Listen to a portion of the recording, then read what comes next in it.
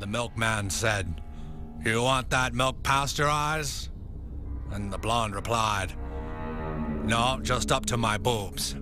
I can splash it in my eyes." And Gage, which is the name of the baby who was the little boy got killed in Pet Semetary. Yes. Oh, yeah. You know, what you put in the ground doesn't always come back the same. Sometimes the ground is sour.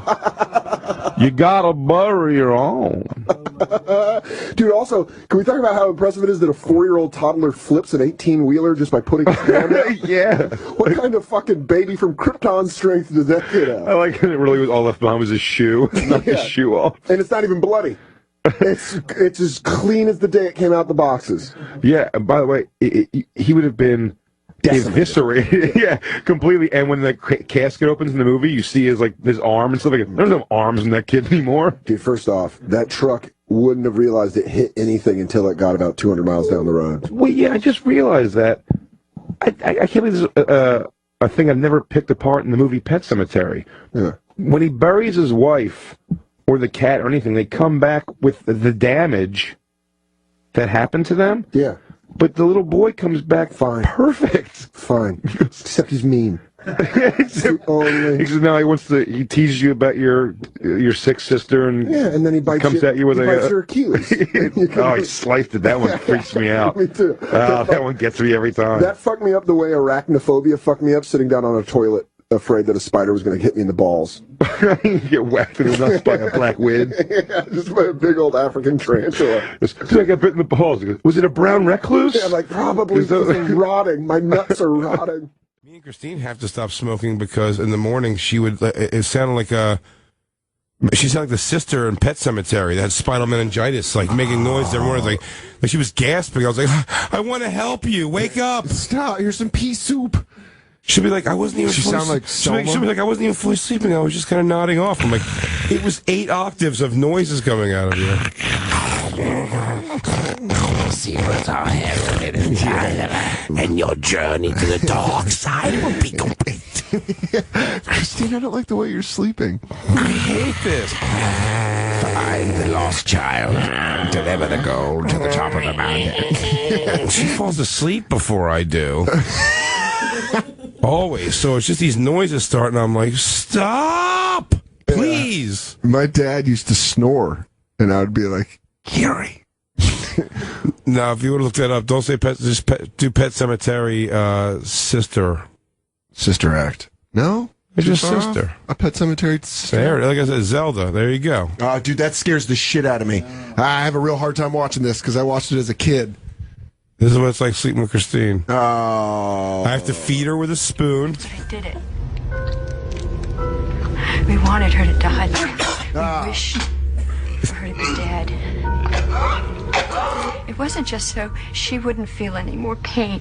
It was so we wouldn't feel any more pain. This is it me was because complaining she you on the started to phone. look like this monster. Oh, Even now, I wake up and I think, is Zelda dead yet? Is she? My parents were gone when she died.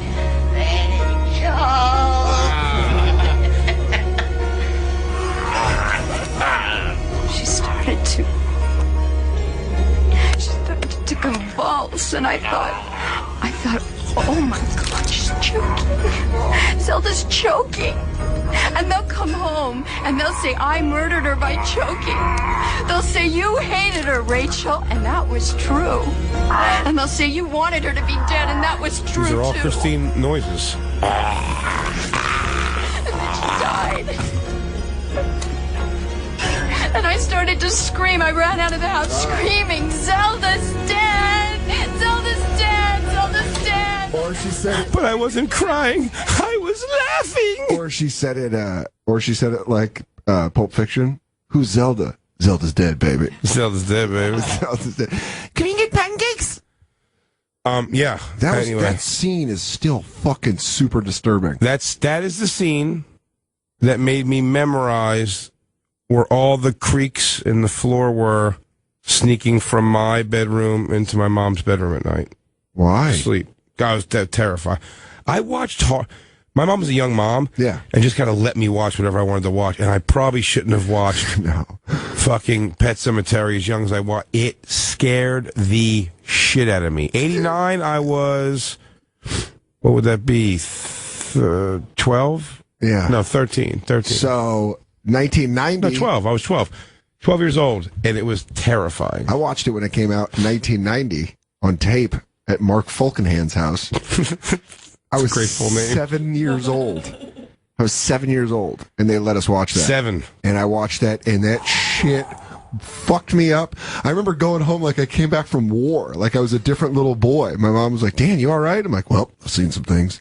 Mark's family was like, their parents were like the fun, drunk parents that would have like awesome barbecues, and they were from Chicago, so they had that North Chicago accent. I don't know. No, that's Wisconsin. They were more Chicago, so they were like, "What are you guys doing down in the basement? You guys watching that movie?" And we're like, dude, Pet Semetary. That scene fucked me up.